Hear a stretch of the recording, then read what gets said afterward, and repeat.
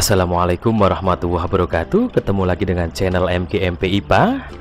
Kita lanjutkan lagi membahas belajar bersama prediksi ujian madrasah IPA MTS tahun 2021.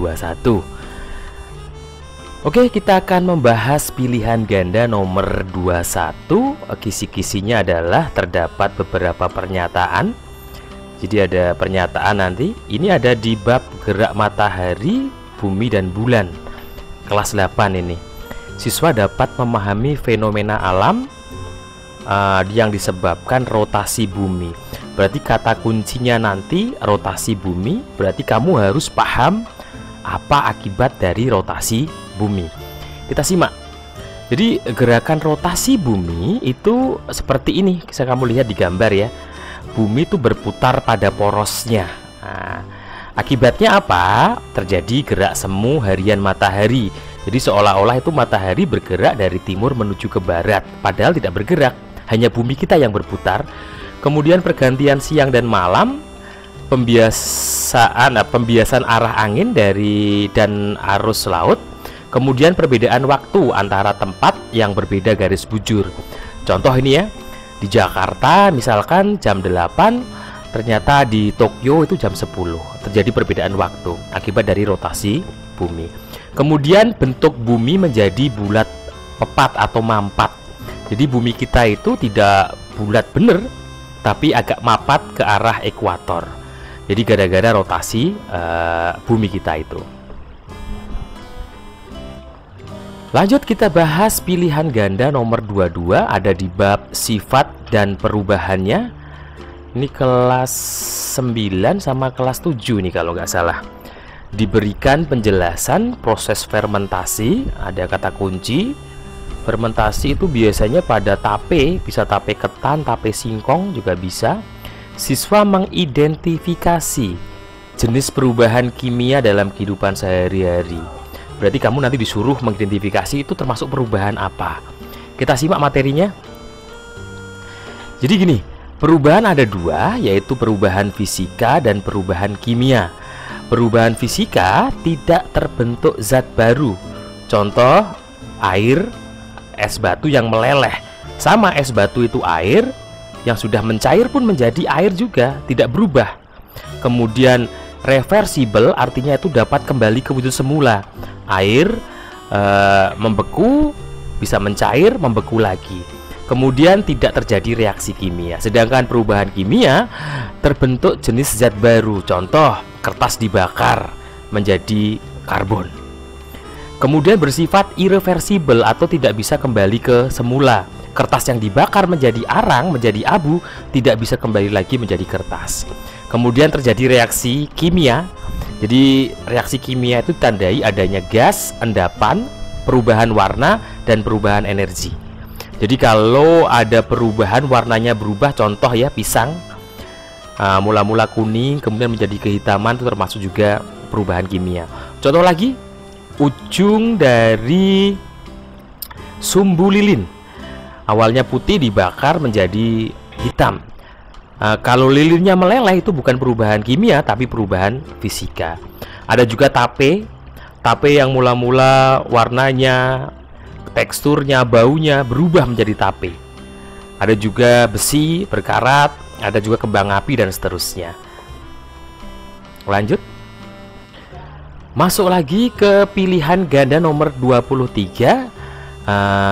Ini nanti interaksi antar makhluk hidup dengan lingkungannya. Ini kelas 7, ini bukan kelas 9 ya.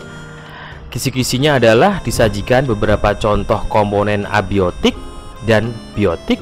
Siswa dapat menentukan komponen biotik dengan benar. Bisa jadi nanti kamu disajikan data mengenai ekosistem, bisa ekosistem kebun, sawah dan seterusnya. Kamu disuruh mencari manakah yang abiotik, manakah yang biotik. Kita bahas apakah biotik dan abiotik itu. Jadi gini anak-anak, komponen ekosistem dibagi menjadi dua, abiotik dan biotik. Diambil dari kata biotik, itu artinya hidup. Kalau ada tambahan A, artinya tidak. Itu halnya sama dengan vertebrata.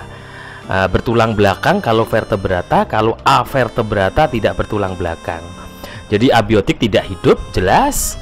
Kemudian yang biotik hidup, sangat simpel ini. Contohnya apa? Banyak. Yang abiotik itu semua jenis makhluk hidup.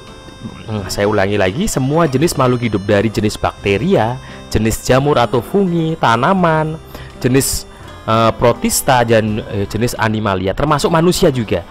Kemudian yang abiotik itu sangat banyak. Ada air, ada udara, ada air, ada tanah, ada temperatur, ada cahaya matahari, ada air, mineral, ada pH, dan sebagainya.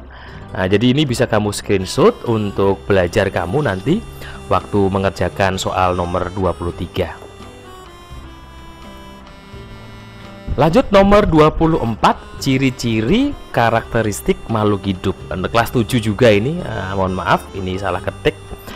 Disajikan gambar percobaan, ada gambar nanti, berarti soalnya siswa dapat menyimpulkan hasil percobaan. Hasil percobaan itu bagaimana? Nanti kita simak. Yang penting kamu tahu dulu apa atau ciri-ciri makhluk hidup. Nah, kita simak. Jadi ciri-ciri makhluk hidup itu bermacam-macam, ada 8 ya. Ada tumbuh, ada peka terhadap rangsang, ada memerlukan nutrisi, ada berkembang biak, dan seterusnya. Saya akan berikan langsung ke aplikatif soal. Biasanya kalau ada gambar percobaan ya seperti ini. Contoh ini ya. Ada tanaman dalam sebuah kotak, kemudian tanamannya dikasih lubang, diberi cahaya, kemudian arahnya mendekati cahaya. Itu adalah ciri makhluk hidup, iritabilitas atau peka terhadap rangsang. Ini juga sama. Ada tanaman putri malu disentuh kemudian mengatup, juga peka terhadap rangsang. Ada juga ini adalah auxanometer, yaitu alat untuk mengukur pertumbuhan tanaman. Jadi kalau ada model seperti ini, jawab saja nanti cirinya adalah ciri untuk bahwa tanaman atau makhluk hidup memiliki ciri tumbuh dan berkembang. Jadi ketiga ini nanti yang keluar yang mana bisa kamu lihat nanti di tanggal berapa itu ya, tanggal 25 hari Kamis nanti. Di antara ini pasti ada yang keluar. Biasanya seperti itu, seperti UN yang tahun yang lalu. Lanjut nomor terakhir untuk pembahasan hari ini, yaitu pilihan ganda nomor 25. Ini kelas 7 juga, nggak kelas 9. Interaksi antara makhluk hidup dengan lingkungan. Ini biasanya ekosistem. Disajikan tabel jumlah populasi, berarti ada tabel nanti. Tabel ada jumlah populasi, siswa dapat menganalisis, memprediksi peristiwa rantai makanan dengan menggunakan data pada tabel dengan tepat. Kita simak langsung bagaimana caranya. Jadi gini, rantai makanan itu adalah peristiwa transfer energi, proses makan dan dimakan. Seperti rumput dimakan belalang, belalang dimakan oleh burung, burung dimakan ular, ular dimakan oleh burung hantu, dan seterusnya. Jadi bisa kamu lihat di sini bahwa yang namanya data ada kaitannya dengan jumlah. Ini contoh ini ya.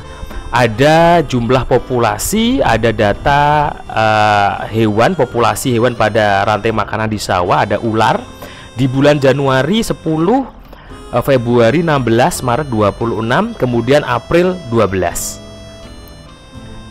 Kemudian burung 51, 67, 180, kemudian April tanda tanya. Belalang 402, kemudian Februari 500, kemudian Maret 900. Ada kenaikan. Tapi lihat ini ada pola ular dimulai dari 10, 16, 26 menjadi 12, turun.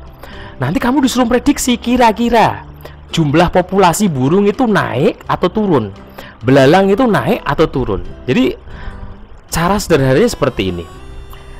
Pakai logika saja. Misalkan belalang itu turun gara-gara disemprot pestisida. Pertanyaannya, burungnya semakin banyak atau semakin sedikit? Tentunya semakin sedikit karena makanannya hilang. Contoh lagi, burung semakin banyak misalkan. Apa yang terjadi pada ular juga semakin banyak. Karena apa? Karena makanannya berlimpah. Itu hampir sama seperti pada tabel.